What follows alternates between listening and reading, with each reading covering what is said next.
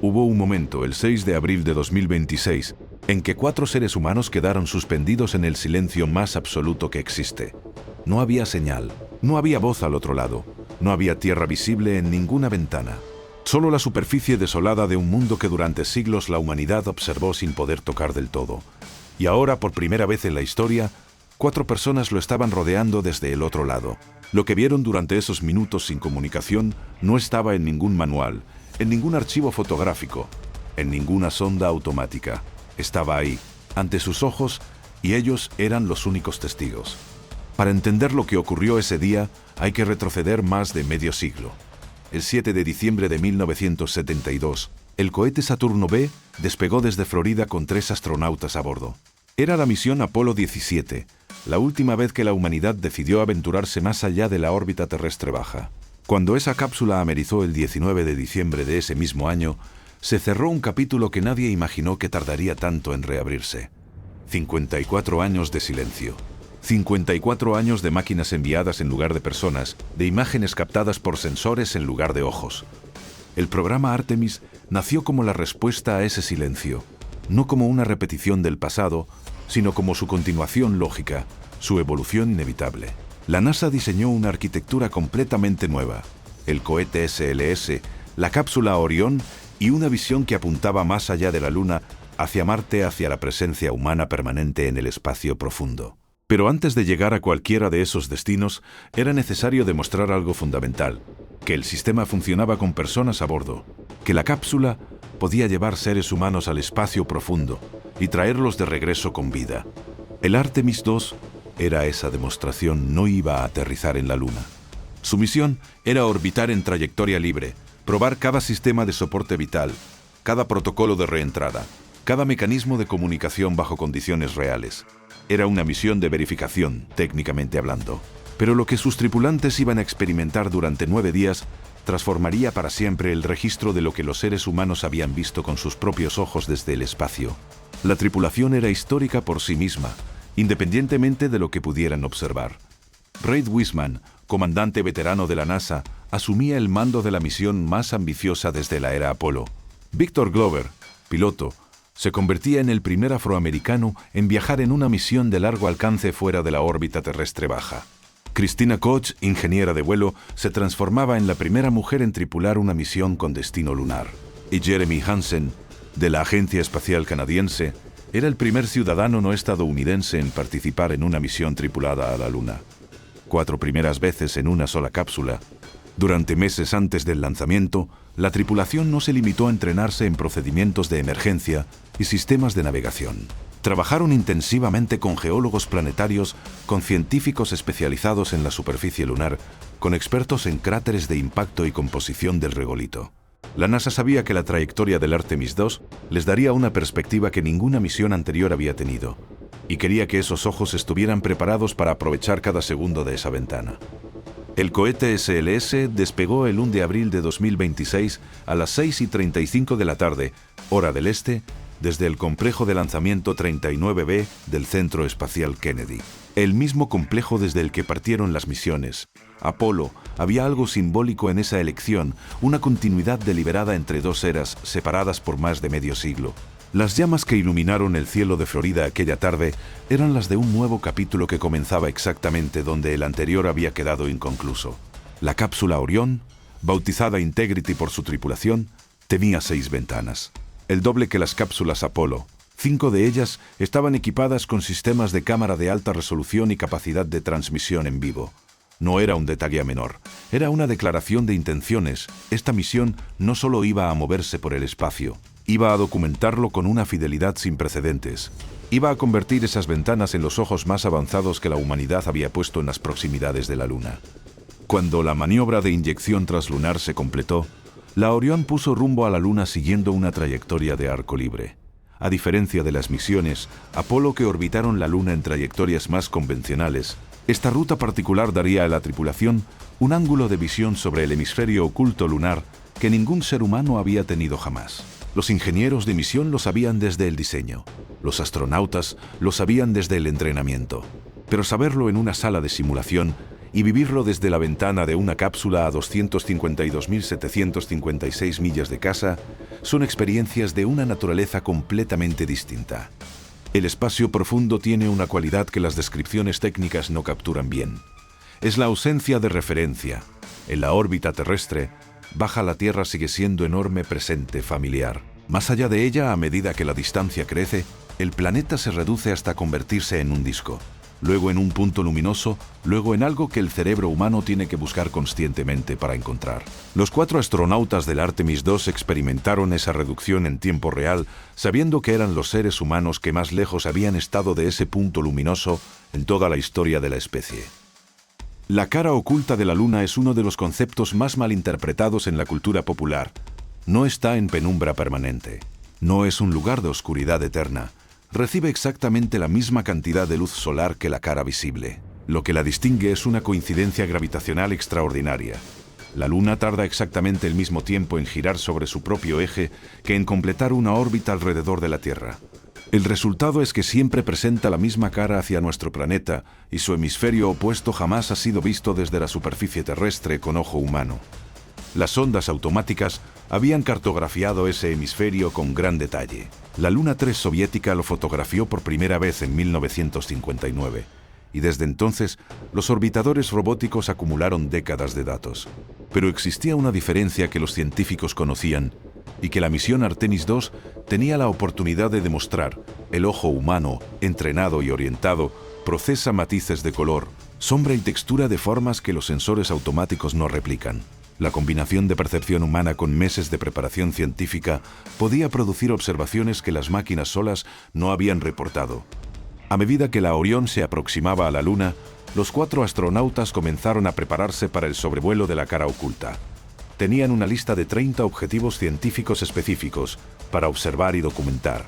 Entre ellos, la Cuenca Orientale, uno de los cráteres de impacto más jóvenes y mejor preservados del Sistema Solar, con casi 600 millas de diámetro, formado hace aproximadamente 3.800 millones de años. Desde la Tierra solo era posible ver su borde porque se encuentra en la transición entre la cara visible y la oculta. El Artemis II sería la primera misión tripulada en contemplar la cuenca completa. Christina Koch describió la aproximación desde la ventana con una precisión que ningún manual técnico podía haber anticipado.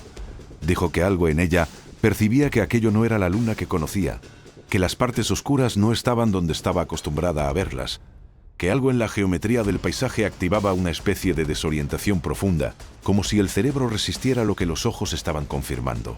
No lo decía como metáfora, lo decía como reporte científico de una observación real. Los cráteres de la cara oculta tienen características morfológicas distintas a los de la cara visible. La cara visible ha sido modificada por el vulcanismo lunar, que rellenó muchas de sus cuencas con basalto oscuro, creando los mares lunares que dan forma al rostro familiar de la Luna. La cara oculta, en cambio, tiene una corteza más gruesa y muestra una topografía más antigua, más fragmentada, menos suavizada por el tiempo geológico. Verla por primera vez con ojos humanos era contemplar una versión de la Luna que la humanidad conocía solo a través de datos. Jeremy Hansen señaló tonos en uno de los altiplanos lunares que no había visto en ningún otro lugar de ese hemisferio, unos matices verdosos que no aparecían en el material de entrenamiento. El científico David Crane, asesor de la misión, advirtió desde tierra que los ojos pueden ser engañados por condiciones de iluminación específicas y que habría que esperar a los análisis de muestras futuras para confirmar cualquier hipótesis. Pero era la primera vez en la historia que un ser humano describía ese detalle desde ese ángulo. La observación quedó registrada. El comandante Wiseman narró la cuenca oriental en tiempo real mientras la Orión la sobrevolaba. Dijo que la parte norte era más oscura, más ancha de lo que recordaba en los modelos tridimensionales del entrenamiento, que la parte sur era más circular, más clara, más definida de lo que cualquier imagen satelital había sugerido. Estaba viendo con sus propios ojos lo que la humanidad había inferido durante décadas a partir de datos indirectos. Y la diferencia entre inferir y ver era exactamente lo que justificaba haber enviado personas. Durante 7 horas, la tripulación del Artemis II documentó la cara oculta con una combinación de cámaras de alta resolución y observación directa entrenada. Cada detalle fue registrado, cada descripción verbal fue grabada, cada anomalía fue anotada para análisis posterior. Era ciencia en tiempo real, ejecutada por seres humanos en el lugar preciso, en el momento exacto, con la preparación adecuada. Era la demostración más concreta posible de por qué la exploración humana del espacio no puede ser reemplazada completamente por la robótica. Sin embargo, lo que estaba a punto de ocurrir cuando las comunicaciones se cortaron completamente revelaría algo que ninguno de los cuatro había anticipado del todo, algo que cambiaría para siempre la forma en que entendemos lo que significa estar verdaderamente solos. La NASA había publicado los primeros datos preliminares de la misión incluso antes de que la cápsula completara su primer sobrevuelo completo. Los científicos en tierra monitorean cada telemetría, cada imagen, cada lectura de sensor en tiempo real. Pero había observaciones que solo los astronautas podían hacer, percepciones que no existían en ningún flujo de datos, que vivían exclusivamente en la experiencia directa de cuatro personas mirando por una ventana a una distancia que ningún ser humano había alcanzado en más de medio siglo. El 6 de abril de 2026, en un instante calculado con precisión de meses, la cápsula Orión entró en la zona de silencio. La Luna se interpuso entre la nave y la Tierra, bloqueando físicamente toda posibilidad de comunicación por radio. No era un fallo técnico, no era una emergencia, era un hito planificado, un requisito técnico deliberado de la misión, una prueba de la capacidad de la tripulación para operar durante periodos de incomunicación total. Pero conocer la razón técnica de algo no neutraliza su impacto emocional. Durante 40 minutos, los 4 astronautas del Artemis II fueron los seres humanos más solos que han existido en la historia documentada de la especie. 40 minutos. En ese intervalo de tiempo, ninguna voz humana llegó a la Orión desde la Tierra. Ninguna instrucción, ninguna confirmación, ningún dato de telemetría. La nave se movía en el silencio absoluto del espacio profundo, rodeada por la cara oculta de la Luna con 4 personas dentro que sabían exactamente dónde estaban y exactamente qué tenían que hacer. Porque para eso habían sido entrenados. Y sin embargo, saber qué hacer no es lo mismo que experimentar el peso de ese silencio cuando el planeta entero desaparece del horizonte y no queda nada que confirme que existe un lugar al que regresar. La capacidad de operar en esas condiciones no era un requerimiento arbitrario. Miraba directamente hacia el futuro. Las misiones a Marte enfrentarán retrasos de señal de hasta 20 minutos en cada dirección, lo que hace imposible la comunicación en tiempo real con el control de misión. Los astronautas que viajen al planeta rojo tendrán que tomar decisiones críticas de forma autónoma, sin confirmación inmediata, sin red de seguridad verbal.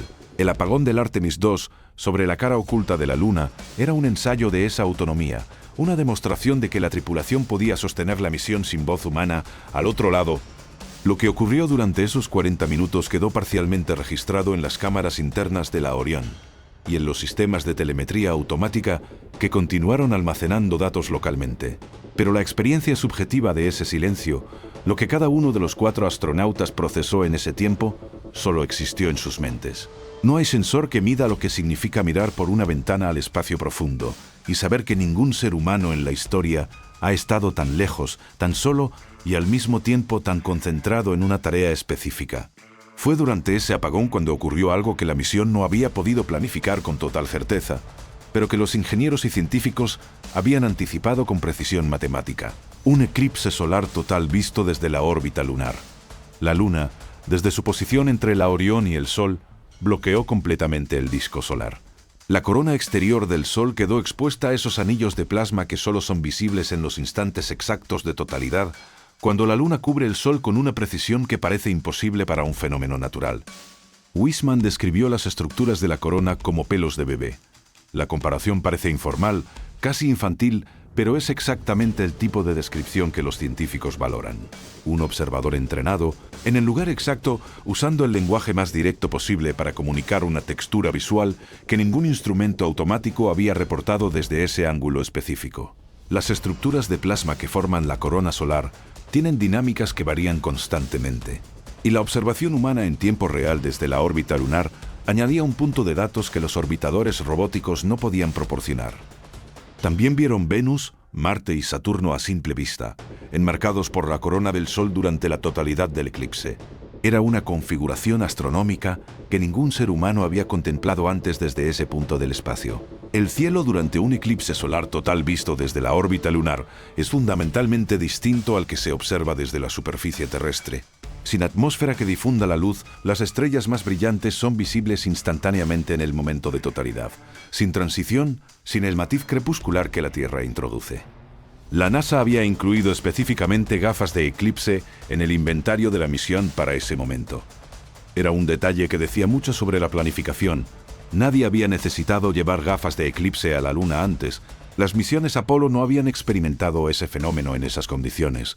Era equipo diseñado para una experiencia que no tenía precedente histórico, preparado con meses de anticipación para un instante de 40 minutos que combinaba el apagón de comunicaciones con el espectáculo astronómico más extraordinario que ser humano alguno había presenciado. Cuando las comunicaciones se restablecieron, la primera voz que salió de la Orión fue la de Christina Koch. Sus palabras fueron simples, directas, cargadas de un significado que trascendía la descripción técnica. Es maravilloso volver a escuchar la Tierra. No dijo que era un alivio. No reportó ninguna anomalía ni emergencia. Dijo que era maravilloso. La elección de esa palabra, en ese momento, después de 40 minutos de silencio absoluto a la distancia más grande que un ser humano había alcanzado en más de medio siglo, contenía más información sobre la experiencia humana en el espacio profundo que cualquier telemetría. Poco después del restablecimiento de las comunicaciones, ocurrió el momento que los ingenieros habían calculado con precisión milimétrica, el EarthSet. A las 6:41 de la tarde del 6 de abril, la Tierra, en fase decreciente, descendió detrás del horizonte lunar. El planeta, parcialmente iluminado con nubes sobre el Pacífico y Australia, se hundió lentamente detrás de la superficie gris de la Luna, con cráteres en primer plano, con el vacío del espacio detrás. Era una imagen que la humanidad nunca había visto antes desde ese ángulo, en esas condiciones, con esa resolución.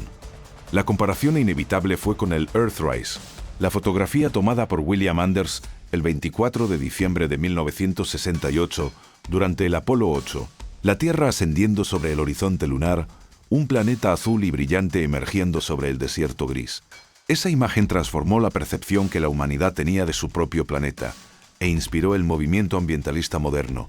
Fue la primera vez que la gente vio la Tierra desde afuera, completa, frágil, sin fronteras, sola en el espacio. Pero había una diferencia fundamental entre el Earthrise de 1968 y el EarthSet de 2026 que iba más allá de la dirección del movimiento del planeta. El Earthrise fue accidental. Anders no tenía instrucciones de fotografiar la Tierra en ese momento. Cuando el planeta comenzó a asomarse sobre el horizonte lunar, él reaccionó por instinto. Buscó una cámara en la oscuridad. Discutió brevemente con el comandante Borman sobre el tipo de película. Consiguió el carrete en color y capturó la imagen con los segundos justos, sin protocolo, sin plan previo, porque la geometría de la misión lo produjo de forma inesperada. El EarthSet de 2026 fue completamente diferente. La NASA había calculado con meses de anticipación que la geometría de la trayectoria del Artemis II y la posición del Sol el 6 de abril crearían exactamente ese momento. Las cámaras estaban preparadas. Los astronautas habían practicado la secuencia de captura. Los científicos en tierra monitoreaban las condiciones en tiempo real. El resultado fue una imagen técnicamente impecable, publicada al día siguiente con nombre oficial. Descripción completa de las condiciones de captura y análisis científico inmediato. El investigador Robert Poole, especialista en historia de la fotografía espacial, lo señaló con precisión analítica. La imagen del Apolo 8 fue espontánea y técnicamente imperfecta en algunos aspectos. La del Artemis II es pulida, calculada, perfecta, y esa diferencia cambia fundamentalmente lo que transmite. Una imagen que ocurre porque sí capturada en el instante exacto por alguien que reacciona, sin pensar lleva una carga emocional que ninguna planificación puede replicar. Una imagen diseñada para existir es bella y valiosa, pero su impacto en la conciencia colectiva es de una naturaleza distinta. Esa distinción no disminuía el valor científico ni el significado histórico del EarthSet. Era la primera vez que la humanidad veía su propio planeta desaparecer detrás de otro mundo desde la perspectiva de personas que estaban ahí, mirando en tiempo real. Era ciencia y experiencia simultáneamente, datos y emoción al mismo tiempo. Pero el debate que generó revelaba algo sobre la época en que vivimos.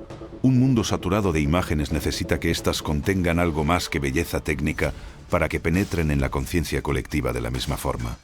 Lo que vendría a continuación, la comparación de las imágenes de la Tierra con las del Apolo de 1972, desataría una controversia que nadie en la NASA había anticipado en los planes de misión, una pregunta incómoda que llevaría décadas sin formularse con tanta claridad.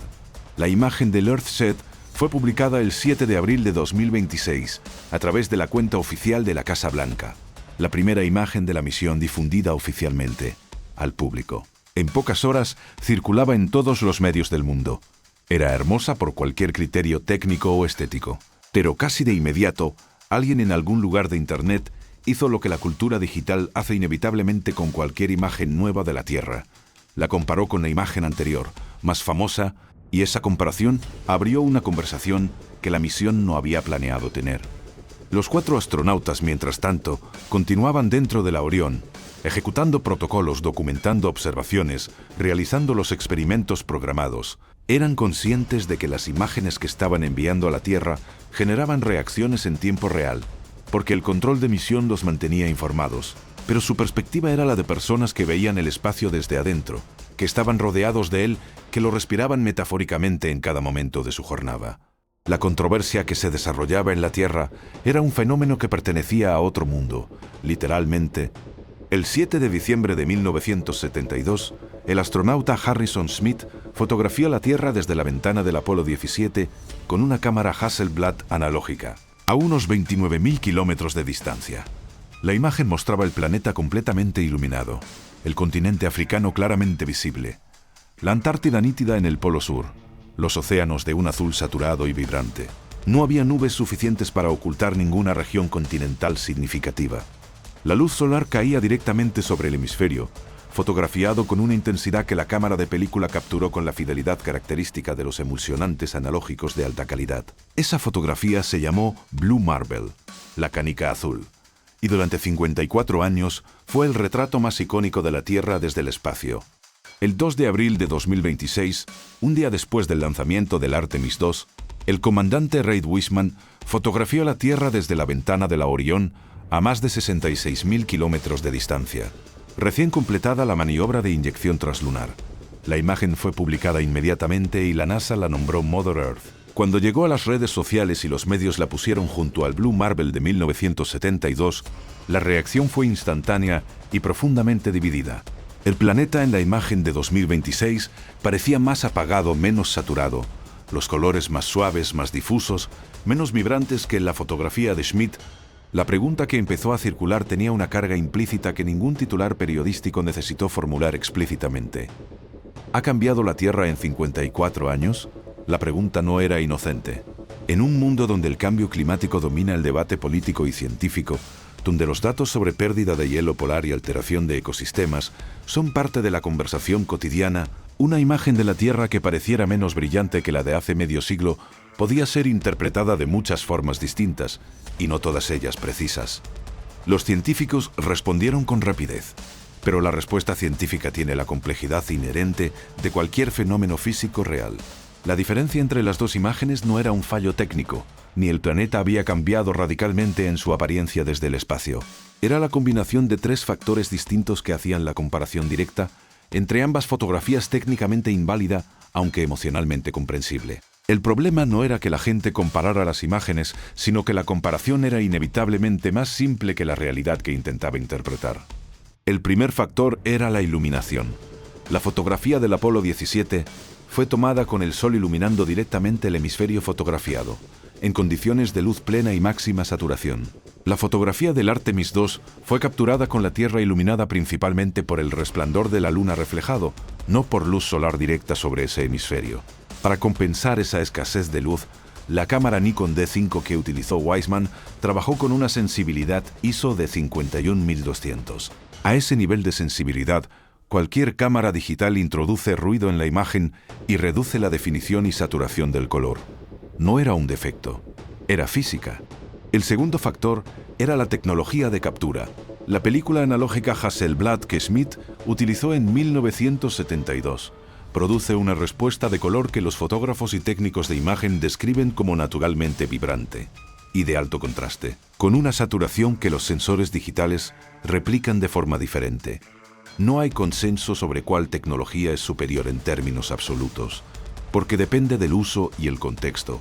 Pero hay consenso sobre algo más concreto. Las características de la imagen resultante son distintas, y esa diferencia es visible a simple vista cuando se comparan las dos fotografías. El tercer factor era la geometría. El Blue Marble fue tomado a 29.000 kilómetros mostrando el hemisferio completamente iluminado en condiciones de máxima exposición solar. Mother Earth fue tomada a más de 66.000 kilómetros, mostrando el lado nocturno parcialmente iluminado. La distancia duplicada más la orientación del hemisferio fotografiado producían inevitablemente una imagen diferente, incluso si el planeta fuera exactamente igual en ambos momentos. La comparación tomada literalmente era como comparar una fotografía de alguien tomada a 2 metros con otra tomada a 4 metros, con iluminación diferente y cámara diferente, y concluir que la persona ha envejecido. Y sin embargo, más allá de todos esos factores técnicos, existía una realidad que los científicos no podían ignorar. La Tierra sí ha cambiado desde 1972. La cobertura de hielo polar ha disminuido de forma mesabrael. Las regiones afectadas por deforestación masiva han alterado el color de áreas continentales enteras. El fenómeno conocido como oscurecimiento global, la reducción medible de la cantidad de luz solar que llega a la superficie terrestre, como consecuencia de cambios en la cobertura de nubes y en la concentración de partículas atmosféricas, es un fenómeno documentado con datos satelitales desde hace décadas. El problema era la superposición de 2 conversaciones distintas. Una conversación técnica sobre las diferencias entre 2 fotografías tomadas en condiciones radicalmente distintas. Y una conversación más amplia, más cargada, sobre el estado real del planeta y lo que medio siglo de actividad humana ha hecho a los sistemas que mantienen su apariencia desde el espacio. Ambas conversaciones eran legítimas, pero mezclarlas sin distinguir qué pertenecía a cada una producía una confusión que ningún titular podía resolver en un párrafo. El debate que generó esa comparación revelaba algo que estaba mucho más allá del alcance técnico de la misión Artemis II. Revelaba el estado de la confianza pública en las imágenes en un mundo donde la manipulación digital es tan sofisticada que imágenes completamente falsas resultan indistinguibles de las reales. A simple vista, incluso las imágenes auténticas generan desconfianza. La NASA había publicado Mother Earth con toda la información técnica disponible: configuración de cámara, distancia, condiciones de iluminación, ángulo de captura. Y aún así, la desconfianza emergió. Pero lo que los análisis técnicos posteriores revelarían sobre ambas fotografías añadiría una dimensión al debate que nadie había considerado inicialmente. Una que tenía menos que ver con el planeta y más con lo que decidimos ver cuando miramos una imagen. El científico planetario Paul Byrne, de la Universidad de Washington, intentó contextualizar el debate con un argumento simple pero poderoso. Dijo que las imágenes son herramientas, no espejos. Una fotografía no muestra la realidad. Muestra lo que la tecnología disponible puede capturar bajo las condiciones específicas del momento de captura. Para entender lo que esa fotografía dice sobre la realidad, hay que conocer esas condiciones. Sin ese conocimiento, la imagen puede decir cualquier cosa que el observador esté dispuesto a proyectar sobre ella. Lo que el debate reveló involuntariamente era la fragilidad del alfabetismo visual en la era digital. Las generaciones que crecieron con fotografías analógicas tenían una comprensión intuitiva de sus limitaciones. Las generaciones que crecieron con Instagram y filtros digitales tenían una comprensión diferente, más acostumbrada a imágenes procesadas y ajustadas para comunicar una estética específica. Cuando una imagen espacial no cumplía las expectativas estéticas formadas por décadas de fotografía filtrada, la reacción no era investigar las condiciones técnicas, sino cuestionar la autenticidad. Era un problema nuevo. Las imágenes del Apolo habían llegado a un mundo donde la fotografía espacial era extraordinaria por definición, donde cualquier imagen de la Tierra desde la Luna era un milagro técnico que nadie cuestionaba.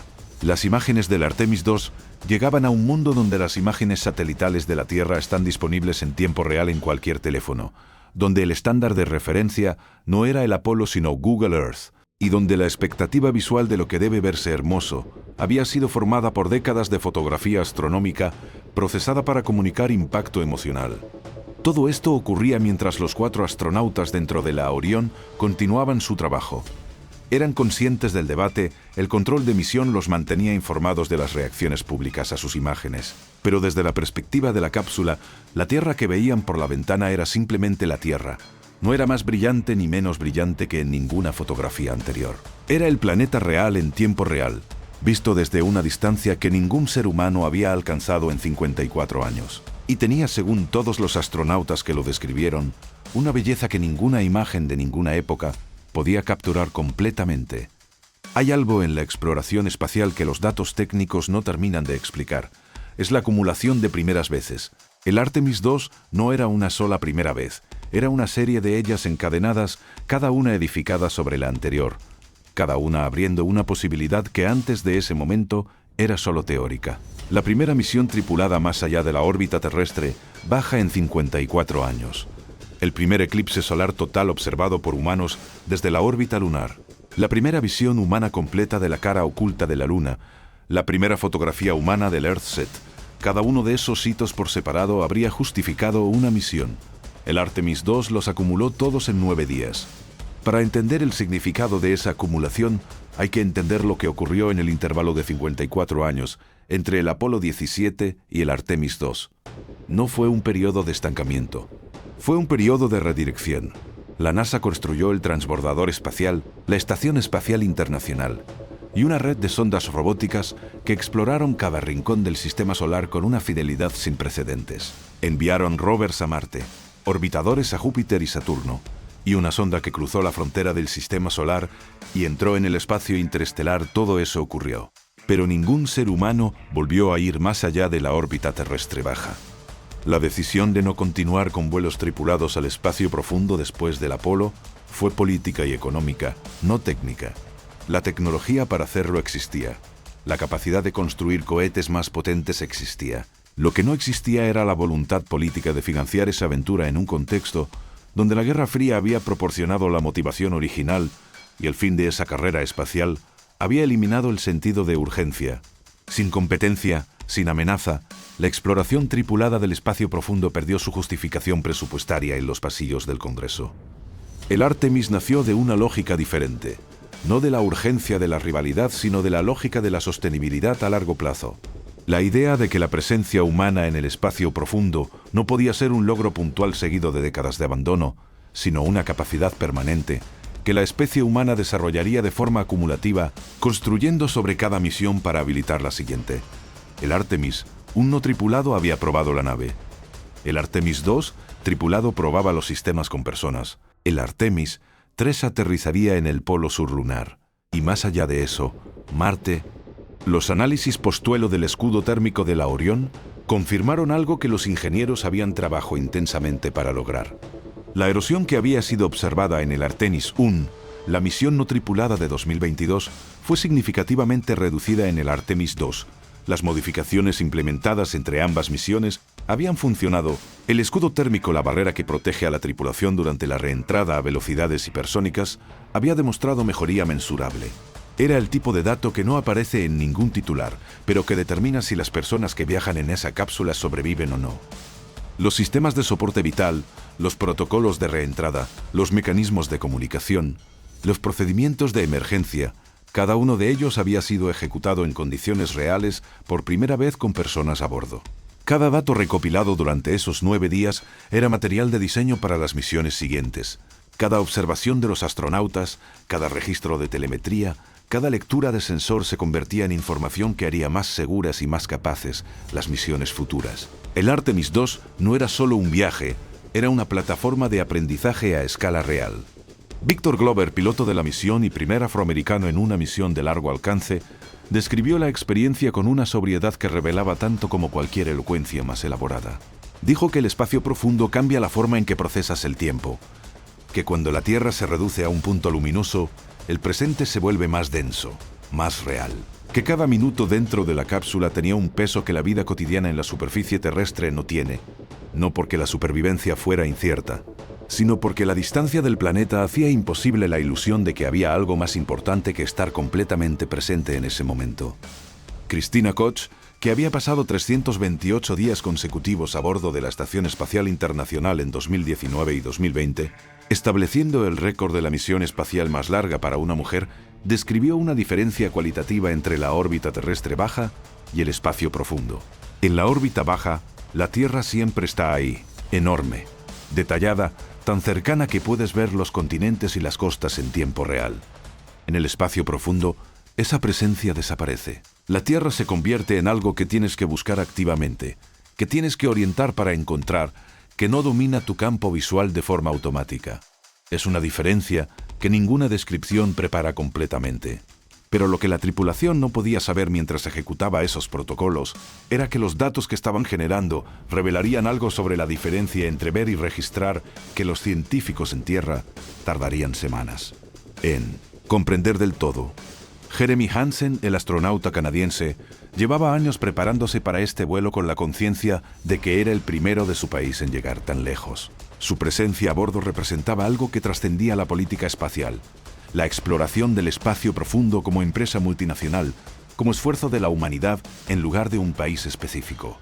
La Agencia Espacial Canadiense había contribuido tecnología fundamental al programa Artemis, incluido el brazo robótico CAN, ADA, RM-3 que equipará la estación lunar Gateway. La presencia de Hansen era la expresión humana de esa contribución. Las observaciones científicas de la misión serán analizadas durante años. Los datos de la cuenca orientale, las descripciones de los matices del altiplano lunar, las imágenes de la corona solar durante el eclipse, las mediciones de radiación en el espacio profundo, las lecturas de los sistemas de soporte vital bajo condiciones de vuelo real, todo ese material científico se distribuirá entre equipos de investigación en múltiples países y universidades durante un periodo que los responsables científicos de la misión calculan en al menos una década de análisis. Continuado. La misión también generó datos médicos de gran valor. Los 4 astronautas fueron sometidos a mediciones exhaustivas de su estado físico antes, durante y después del vuelo. Los efectos de la radiación en el espacio profundo, que es significativamente mayor que en la órbita terrestre baja, los cambios en la visión causados por la redistribución de fluidos corporales en microgravedad, el impacto en los huesos y músculos de 9 días sin gravedad. Todos esos parámetros quedaron registrados con una precisión que ninguna misión anterior había podido obtener en esas condiciones específicas. Había en todo esto un patrón que se repetía cuando se comparaban eras de exploración. Los que vinieron antes establecieron el récord de lo posible. Los que vinieron después tuvieron la carga de demostrar que lo posible no era el límite. Las misiones Apolo establecieron que los seres humanos podían ir a la Luna y volver. El Artemis II estableció que los seres humanos podían hacerlo de nuevo, con tecnología más avanzada, con objetivos científicos más sofisticados, con una tripulación más diversa, con mejores herramientas de observación y con un plan de continuidad que el Apolo, nacido de la urgencia de la carrera espacial, nunca tuvo.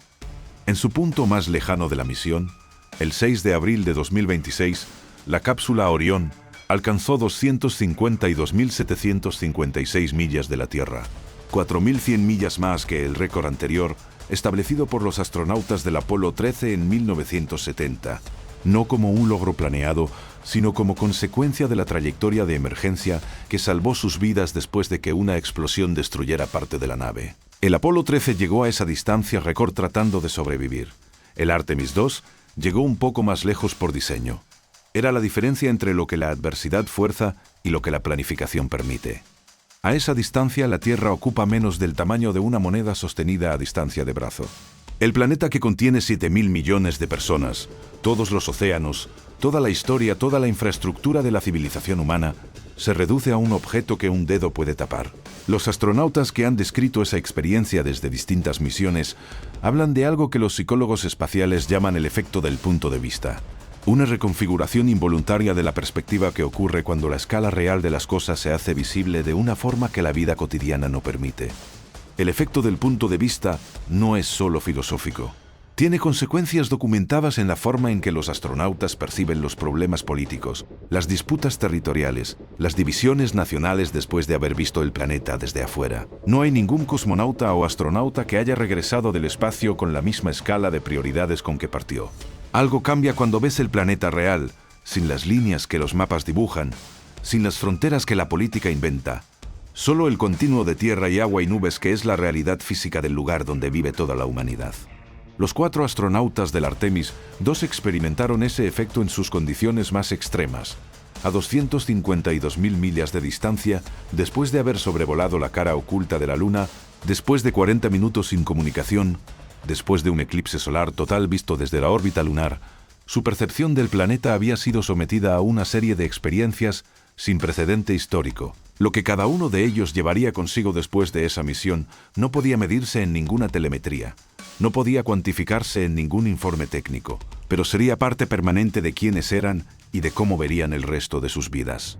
Reid Wiseman, como comandante, llevaba la responsabilidad adicional de mantener la cohesión del equipo y la ejecución de los protocolos bajo condiciones sin precedente. El liderazgo en el espacio profundo es una disciplina específica, distinta al liderazgo en la órbita terrestre baja, porque la autonomía es mayor. La retroalimentación del control de misión es más lenta y las consecuencias de los errores son más difíciles de revertir. Wiseman había sido seleccionado no solo por su habilidad técnica, sino por su capacidad de mantener la calma y el criterio en condiciones de presión que la mayoría de las personas nunca experimentará. El regreso comenzó cuando la Orión inició la maniobra de reingreso al sistema Tierra-Luna. La trayectoria de vuelta no era la inversa del viaje de ida.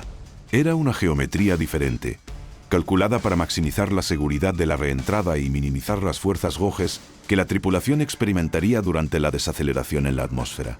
Los astronautas habían practicado los protocolos de reentrada cientos de veces en simulación, pero la primera vez que se hace de verdad, a velocidades hipersónicas con el escudo térmico absorbiendo temperaturas de miles de grados, es cualitativamente diferente a cualquier simulación. El escudo térmico de la Orión es tecnológicamente uno de los elementos más sofisticados de la misión. Tiene que disipar el calor generado por la fricción con la atmósfera a velocidades de reentrada que superan los 40.000 km por hora. La temperatura externa del escudo durante la reentrada alcanza alrededor de 2.760 grados Celsius, más caliente que el magma volcánico.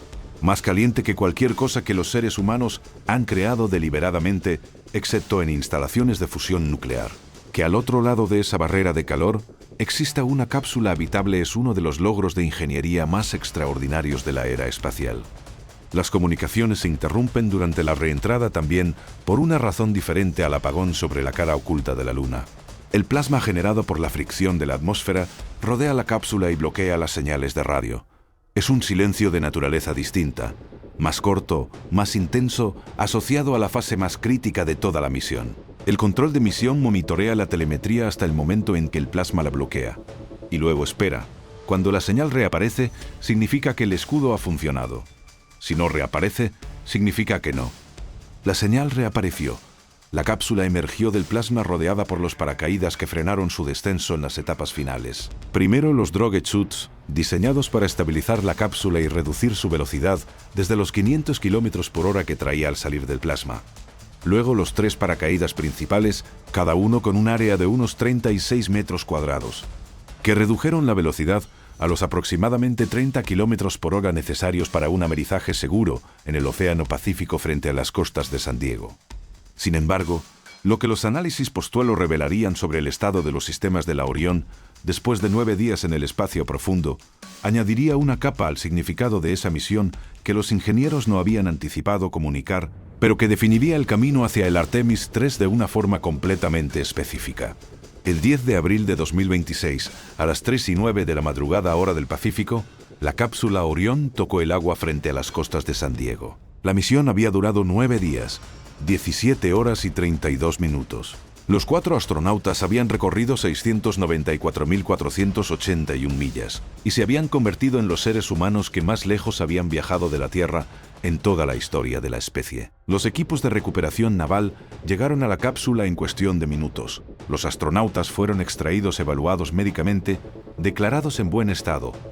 Las imágenes del amerizaje circularon por todo el mundo en segundos. La cápsula en el agua, los paracaídas colapsados sobre el océano, los botes de recuperación acercándose, las figuras de los astronautas apareciendo una por una en la escotilla. Era un final que la generación que vio los aterrizajes del Apolo reconocía visualmente.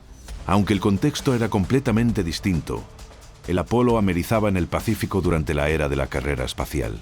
En un mundo dividido por la Guerra Fría, ante una audiencia que seguía la misión con la conciencia de que el futuro de la rivalidad geopolítica dependía en parte de lo que ocurriera en el espacio. El Artemis II amerizaba en el Pacífico en un mundo diferente, sin carrera espacial que ganar, sin rivalidad existencial que resolver, con 4 personas a bordo que representaban por primera vez en la historia la diversidad completa de la especie que había construido ese cohete. Un hombre afroamericano, una mujer, un canadiense, un comandante veterano. No era simbólica esa diversidad, era funcional.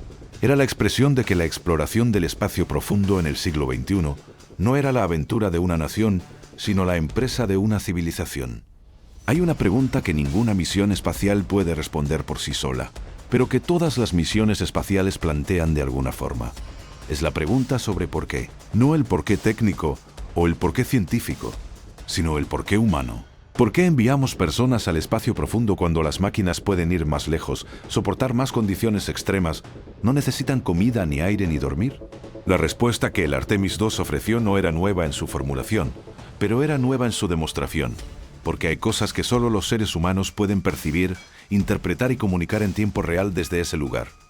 Las observaciones de la cuenca oriental que Weissman hizo en tiempo real, los matices verdosos que Hansen señaló en el altiplano lunar, la descripción de Christina Koch al ver la cara oculta por primera vez, esa sensación de que algo en ella percibía que no era la luna que conocía, la comparación de las estructuras de plasma de la corona solar con pelos de bebé, ninguna de esas observaciones habría sido posible sin personas.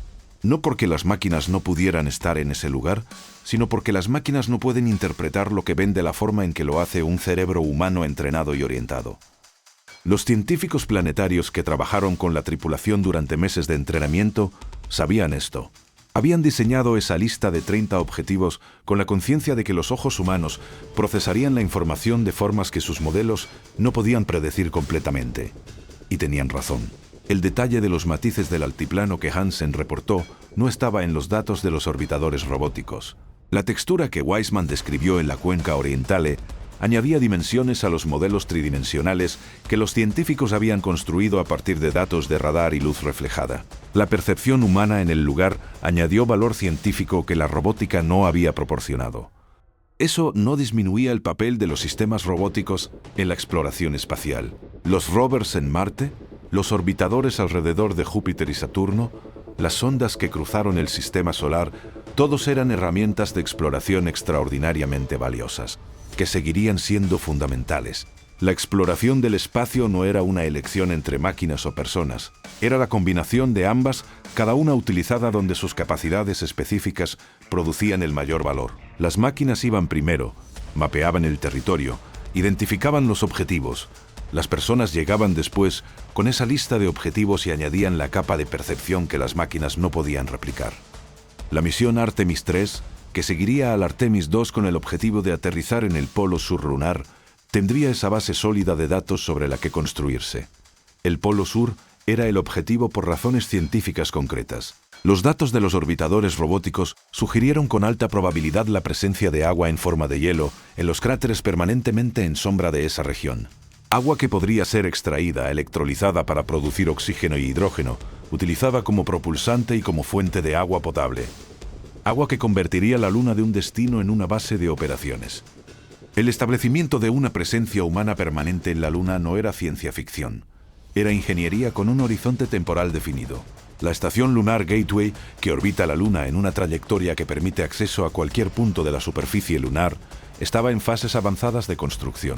Los módulos de habitación, los sistemas de soporte vital, los mecanismos de acoplamiento, todo eso se estaba diseñando con los datos que las misiones Artemis progresivas iban generando. Cada misión añadía información que hacía la siguiente más segura, más precisa, más capaz.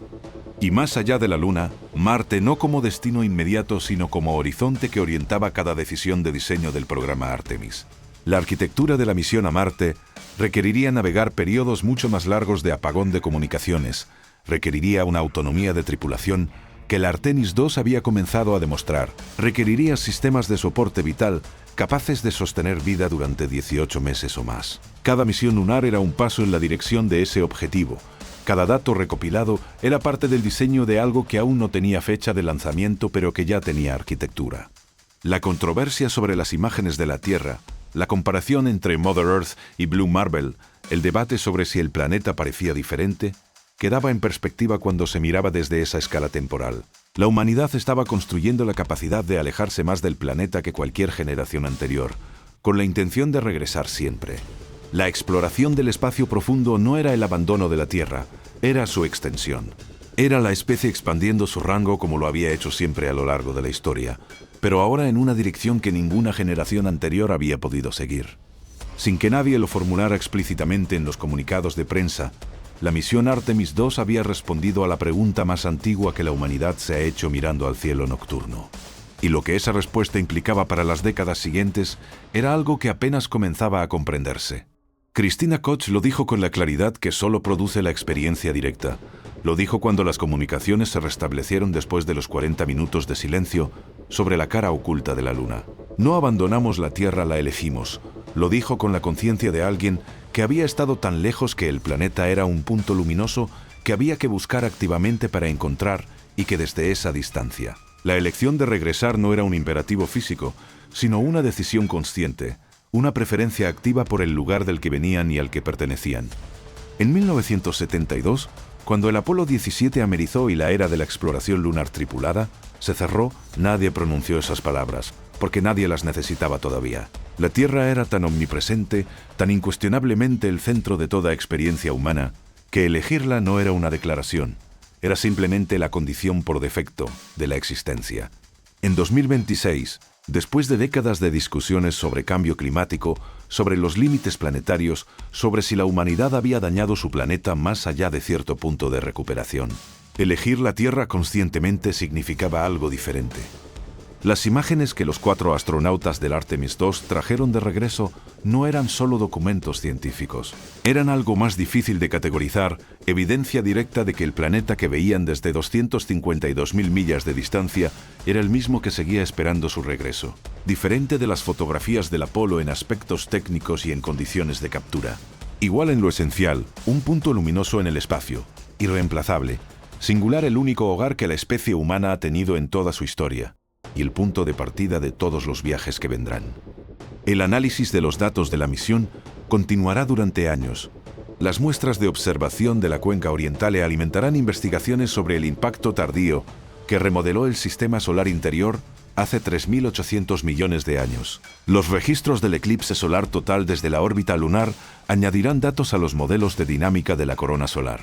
Las mediciones de radiación en el espacio profundo refinarán los protocolos de protección para las misiones futuras. Cada número, cada imagen, cada descripción verbal registrada durante esos 9 días es material de trabajo científico para una generación de investigadores que en algunos casos aún no ha terminado su formación. Y los 4 astronautas, Reid Wiseman, Victor Glover, Christina Koch y Jeremy Hansen, regresaron a un planeta que los recibió como lo que eran. Los seres humanos que habían ido más lejos que nadie en más de medio siglo, que habían visto lo que nadie había visto, que habían estado donde nadie había estado, y que habían elegido volver, no como fracaso de la aventura, sino como su culminación. El regreso es parte del viaje. La llegada a casa es parte de la exploración. Y lo que cada uno de ellos lleva ahora dentro, esa comprensión directa de la escala real de las cosas, es algo que ningún libro, ninguna imagen, ningún documental puede proporcionar. Solo el viaje mismo. Si este viaje te ha generado preguntas, si las imágenes de la cara oculta de la Luna te han despertado algo, si la comparación entre el Blue Marble y el Mother Earth te ha hecho pensar en el estado de nuestro planeta, entonces has experimentado algo de lo que la exploración espacial ha producido siempre en quienes la siguen desde la Tierra. La conciencia de que hay más por conocer, más por comprender, más por ver. Suscríbete al canal, activa la campanita para no perderte ningún video. Deja en los comentarios qué momento de esta misión te resultó más impactante y comparte este video con alguien a quien le interese el espacio. Hay muchas más historias en el borde de lo que sabemos y las estamos contando todas.